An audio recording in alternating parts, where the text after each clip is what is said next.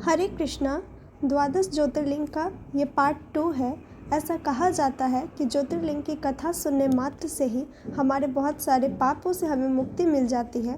तो आइए बाकी 6 ज्योतिर्लिंग की कथा सुनते हैं। सबसे पहला ज्योतिर्लिंग है रामेश्वरम ज्योतिर्लिंग, जो कि तमिलनाडु में स्थित है। ऐसा कहा जाता है कि जब सीता माँ का अपहरण किया गया तब राम जी उन्हें खोजने के लिए दक्षिण की ओर बढ़ते हैं, और जब वो उधर जाते जाते हैं तब वो एक बहुत बड़ा समुद्र देखते हैं, और तब वो सोचने लगते हैं कि लंका तो उस पार है, तो वो इस समुद्र को कैसे पार करेंगे। और इसमें वो परेशान हो जाते हैं और वो अपने आराध्य शिव जी की साधना करना भूल जाते कुछ समय के लिए। उसके बाद जब उन्हें अचानक से याद आता तो वो उसी जगह पर राम जी से एक पार्थिव शिवलिंग का निर्माण करते हैं और वहीं पे शिव जी की आराधना करने लगते हैं। शिव जी उनकी पूजा से जब प्रसन्न होते हैं तो शिव जी वहाँ आते हैं और राम जी से कहते हैं कि मांगो, क्या वरदान चाहिए। तो राम जी कहते हैं कि रावण भी आपका बहुत बड़ा भक्त है और मैं भी आपका दास हूँ, इसीलिए आप मुझे ये वरदान दे कि मेरी जीत सुनिश्चित हो।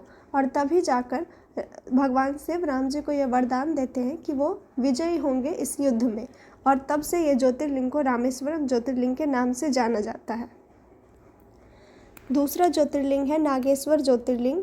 ये ज्योतिर्लिंग जो बताया गया है इसमें इसके पीछे की कथा ये है कि दारुक और दारुका नाम के राक्षस और राक्षसनी रहा करते थे। दारुका माता पार्वती की बहुत बड़ी भक्त थी और वो माता पार्वती की आराधना किया करती थी। एक समय जब दारुका बहुत ज़्यादा माता पार्वती का साधना करने लगी तो माता पार्वती प्रसन्न होकर उसे वरदान दी, और दारुका वरदान में ये मांगती है कि उसे एक ऐसा वन दिया जाए जिसे वो जब चाहे जैसा चाहे उस हिसाब से अलग अलग जगह पर ले जा सके, और माता पार्वती उसे तथास्तु कहकर चली जाती है। उसके बाद दारुका इस वरदान का गलत उपयोग करने लगती है और वो हर हमेशा अपने पति दारुक राक्षस का असुरी स्वभाव में सहयोग करने लगती है। दारुक क्या करता है, दारुक धरती पर सभी संत महापुरुष पर आक्रमण करने लगता है और बहुत ज़्यादा उपद्रव मचाने लगता है। तब जाकर सभी संत महापुरुष महर्षि और्य को जाकर बताते हैं। तब महर्षि और्य ये श्राप देते हैं कि जो भी राक्षस पृथ्वी पर आक्रमण करेगा वो उसी समय उसका मृत्यु हो जाएगा। जब दारुक को ये बात पता चलता है तो दारुक पृथ्वी पर आक्रमण करना बंद कर देता है, और दारुक राक्षस को हराने के लिए स्वर्ग से देवी देवता आते हैं और दारुक पर आक्रमण करने लगते हैं। तब दारुका भयभीत हो जाती है कि असुर कुल का नाश हो जाएगा, और इसीलिए वो उस वन को, दारुका वन को समुद्र के बीचों बीच स्थापित कर देती है और वहाँ पर असुर रहने लगते हैं बहुत अच्छे से। कुछ समय पश्चात सुप्रिय नाम का एक वैश्य अपने नाव के साथ उस समुद्र की ओर बढ़ता है। जब दारुक ऐसा देखता है तो वो उन सभी लोगों को कारागृह में बंदी बना लेता है।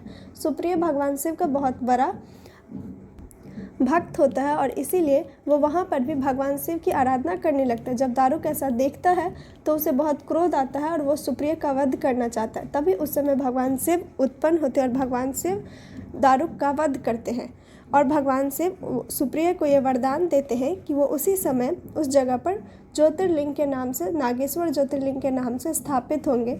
और भगवान कहते हैं कि एक ऐसा ज्योतिर्लिंग होगा जहाँ पे चारों वर्ण के लोग पूजा आराधना कर सकते हैं, लेकिन यहाँ तमोगुणी लोगों की आराधना मैं स्वीकार नहीं करूँगा। जब ऐसा दारुका सुनती है तो दारुका उदास हो जाती है और दारुका फिर से माता पार्वती की आराधना करने लगती है। माता पार्वती जब आती है तो दारुका कहती है कि ऐसे तो असुरी कुल का, असुरी वंश का नाश हो जाएगा और हम सब भगवान शिव की आराधना नहीं कर पाएंगे।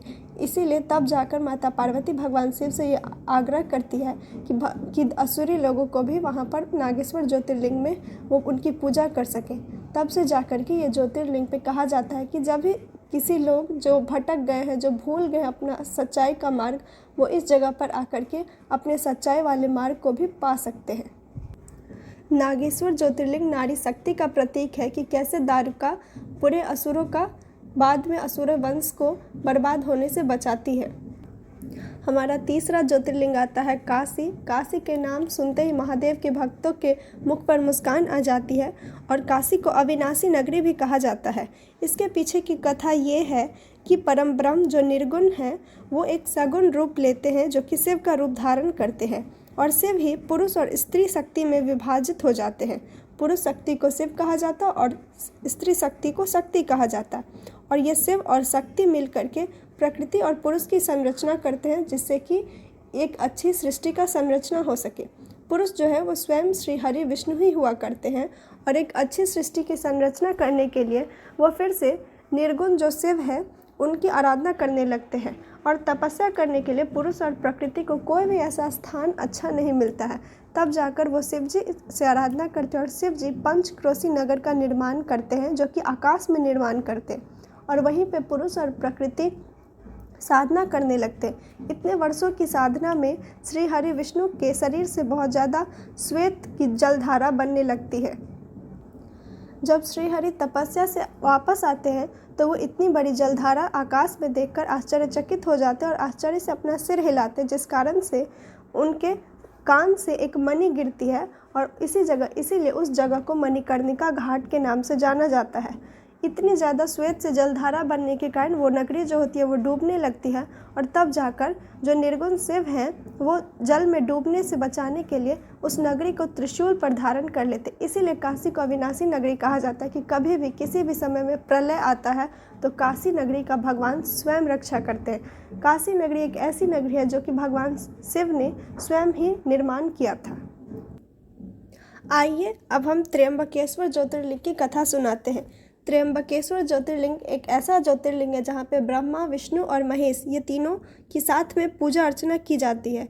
इसके पीछे की कथा ये है कि एक समय जब पृथ्वी पर बहुत ज़्यादा सुखाड़ होने लगा था तो गौतम ऋषि वरुण देव की पूजा अर्चना करने लगते हैं, जिस कारण से वरुण देव प्रसन्न होकर उन्हें एक ऐसा कुंड का वरदान देते हैं जिसमें जल कभी खत्म नहीं होगा। और इस तरह से सभी मनुष्य और जीव जंतु जो होते हैं वो फिर से उस जगह पर रहने लगते हैं। कुछ समय पश्चात एक समय आता है जब गौतम ऋषि के शिष्य उसी कुंड में जाते हैं जल लेने के लिए और अन्य ऋषि की पत्नियां भी जाती है और अन्य ऋषि की पत्नियां और उस शिष्य के बीच में युद्ध होने लगता है कि पहले जल कौन लेगा। तब गौतम ऋषि की पत्नी अहिल्या आती है और वो कहती है कि पहले हमारे शिष्य आए थे इसीलिए वो ही पहले जल लेंगे। और ऐसा सुनने पर वो जो स्त्रियां होती है वो नाराज़ हो जाती है और अपने अपने पति से जाकर कहती है कि गौतम ऋषि ने इस कुंड का रचना की है इसीलिए उन्हें उनके अंदर अहंकार आ गया है। तब जाकर सभी ऋषि गौतम ऋषि से बदला लेने के लिए भगवान गणेश की पूजा अर्चना करते हैं। भगवान गणेश उनकी पूजा से प्रसन्न होकर उन्हें दर्शन देते हैं और बाकी ऋषि कहते हैं कि गणेश जी को कि आप गौतम ऋषि को से बदला लीजिए। गणेश जी कहते हैं कि ये उचित नहीं है, पर फिर भी उनके बार बार आग्रह करने पर गणेश जी एक दुर्बल गाय का रूप धारण कर लेते हैं और वो उस दुर्बल गाय के रूप में जाते हैं जहाँ पर गौतम ऋषि फसल उगाते हैं। जब गौतम ऋषि उस दुर्बल गाय को देखते हैं तो वो जो भी धान होता है वो उस गाय को खिलाते हैं। गाय उस भोजन के स्पर्श करते ही उनकी मृत्यु हो जाती है और तब बाकी ऋषि आते हैं और गौतम ऋषि को गौ हत्या का पाप कहकर उन्हें उस गांव से निकाल दिया जाता है। गौतम ऋषि और माता अहिल्या को जब वहाँ से निकाल दिया जाता तो गौतम ऋषि गौ हत्या के पाप में उदास होकर भगवान शिव की साधना करने लगते हैं। इतने वर्षों की साधना करने के बाद शिव जी उन्हें दर्शन देते हैं। जैसे ही शिव जी उन्हें दर्शन देते तो गौतम ऋषि यही कहते कि हे प्रभु, मुझे मेरे पापों से मुक्ति दिला दीजिए। तब भगवान शिव उन्हें बताते हैं कि तुमने तो कभी कोई पाप किया ही नहीं, ये तो उन ऋषियों की बुरी संरचना की गई थी। तब गौतम ऋषि क्रोधित न होने के बजाय खुश होते हैं और कहते हैं कि कोई बात नहीं, उनके कारण ही मैंने आज आपके दर्शन कर पाया। और वो बोलते हैं कि अब मुझे पापों से मुक्ति दे दीजिए और पापों से मुक्ति के लिए इस धरती पर गंगा को उत्पन्न कीजिए। भगवान शिव गंगा को उत्पन्न कर देते और गंगा उन्हें पापों से मुक्ति भी कर देती है, लेकिन गंगा पृथ्वी पर ठहरने को तैयार नहीं होती। वो कहती है कि जब तक शिव नहीं होंगे तब तक मैं पृथ्वी पर नहीं ठहर सकती और इसीलिए उस स्थान पर शिव जी उत्पन्न होते हैं और अलग देवी देवता भी आते हैं। इसीलिए ब्रह्मा, विष्णु और महेश तीनों की साथ में यहाँ पर पूजा अर्चना की जाती है। त्र्यंबकेश्वर ज्योतिर्लिंग में नारायण नाग बलि पूजा भी की जाती है ताकि आप पितृदोष से और नाग हत्या के दोष से मुक्ति पा सकें। आइए अब हम केदारनाथ ज्योतिर्लिंग की कथा सुनाते हैं। केदारनाथ एक बहुत ही रहस्यमय ज्योतिर्लिंग है। इसके पीछे दो कथा आती है। पहला कथा ये है कि विष्णु जी अवतार लेते हैं 2 ऋषि के रूप में, नर और नारायण के रूप में, और वो बद्री वन में पूजा अर्चना करने लगते हैं पार्थिव शिवलिंग का निर्माण करके। जब शिव जी प्रसन्न हो जाते हैं तो वहीं पर शिव जी उन्हें दर्शन देते हैं और ज्योतिर्लिंग की उत्पत्ति होती है। और केदारनाथ में नर और नारायण नाम का पहाड़ भी है। वो बद्री वन में पूजा करते थे, इसीलिए वहाँ पे बद्रीनाथ बना। इसके पीछे अब एक दूसरा रहस्य भी है कि केदारनाथ के ज्योतिर्लिंग जो हैं वो त्रिकोण के आकार में है, और यही एक रहस्यमयी बात को बताता है। ऐसा कहा जाता है कि जब पांडवों ने अपने सभी गुरु भाई सबकी हत्या करने के बाद हस्तिनापुर में जब राज करने लगे, इतने वर्षों राज करने के बाद भी उनकी आत्मा को शांति नहीं मिली, क्योंकि उन्हें बार बार ये ग्लानि रहती थी कि उन्होंने अपने गुरु की हत्या की है।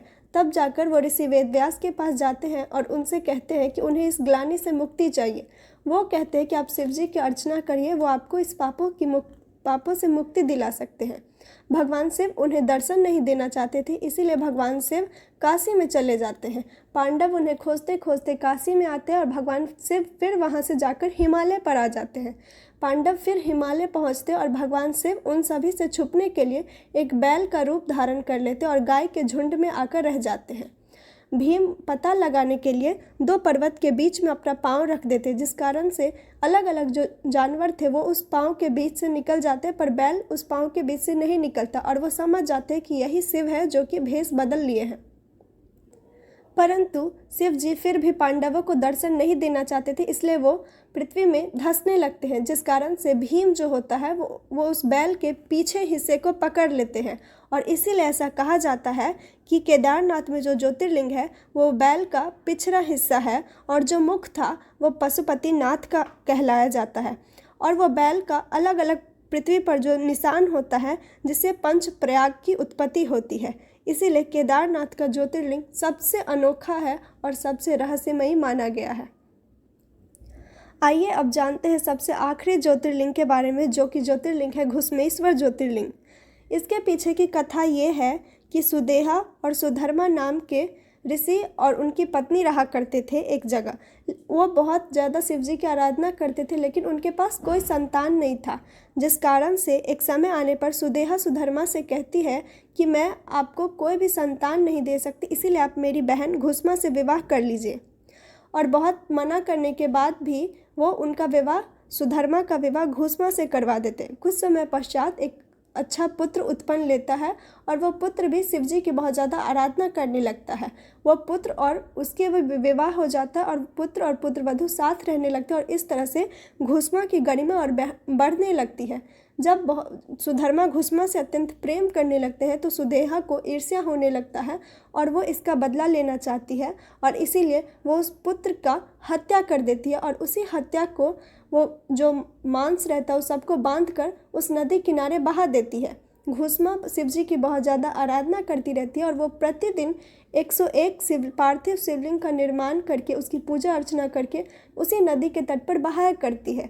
सुबह उठते ही जब उस पुत्र की पत्नी देखती है कि उसके पति नहीं और बिस्तर पर सिर्फ खून ही खून है, तो बहुत रोने लगती है। लेकिन घुश्मा फिर भी विचलित नहीं होती, वो अपने नित्य क्रियम करती है, और वो 101 पार्थिव शिवलिंग का निर्माण करके उसका पूजा अर्चना करती है, और उसे उसी तट पर बहाती है। जिस समय वो बहाने लगती है उस समय उसे उसका पुत्र मिलता है, और तब शिव जी वहाँ पर उसे दर्शन देते हैं। शिव जी उसे कहते हैं, सारा कहानी बताते हैं, और वो कहते हैं कि सुदेहा को मृत्यु दंड मिलेगा। लेकिन घुश्मा कहती है कि आप उसे माफ़ कर दीजिए। जब ऐसा सुनते हैं तो शिव जी बहुत प्रसन्न होते हैं और उसे कहते हैं कि मांगो, तुम्हें क्या वरदान चाहिए। तब घुश्मा कहती है कि हे महादेव, आप अगर मेरी भक्ति से प्रसन्न हुए हैं तो आप यहाँ पर खुद स्थापित हो जाए और आपका मेरे नाम से विख्यात हो। इसीलिए उस ज्योतिर्लिंग को घुश्मेश्वर ज्योतिर्लिंग कहा जाता है। ये था 12 ज्योतिर्लिंग के पीछे छुपा रहस्य। मैं आशा करती हूँ कि आपको ये ज्योतिर्लिंग की कथा अच्छी लगी होगी। अगर कुछ भूल चूक हो गई हो तो कृपया मुझे माफ़ कर दीजिएगा। लेकिन इस शिवरात्रि में आप इस 12 ज्योतिर्लिंग की कथा अवश्य सुने। ऐसा कहा जाता है कि जो भी मनुष्य इस 12 ज्योतिर्लिंग की कथा और महिमा सुनते हैं वो स्वयं उस 12 ज्योतिर्लिंग का आशीर्वाद को प्राप्त कर लेते हैं।